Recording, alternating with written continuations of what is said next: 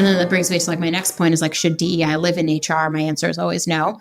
But sometimes we're given when you're an HR team of 1 or 2, DEI becomes your initiative and you are overwhelmed with what you should do. And I think a lot of business leaders too are like, well, we shouldn't talk about that. Like, we don't want to talk about race at work. That's a bad idea. And it's like, you have to share the things that are happening in the world because your people are experiencing it and it's a part of their lived experience. And if you ignore that, they're going to feel ignored. Like they're not going to feel included in your environment. I say that all the time to leaders. Your silence speaks louder than any mistake that you can make.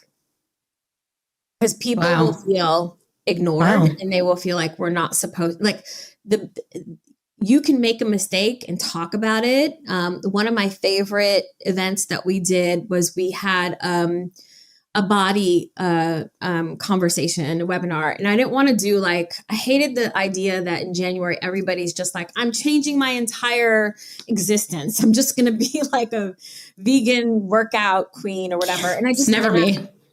And I'm like, I wanted to have a more comprehensive conversation about how do we view our health and our bodies in the new year? Like, what can we do to just make ourselves feel better? And I had a really great panel. And one of the panelists was this woman who blogs about fat positivity. And the fact that she kept using the word fat in our webinar, somebody got pissed, but we had a real-time conversation about it. And I'm talking about an organization that literally were just like church mice. Like, we said nothing. We were just like, this is so great.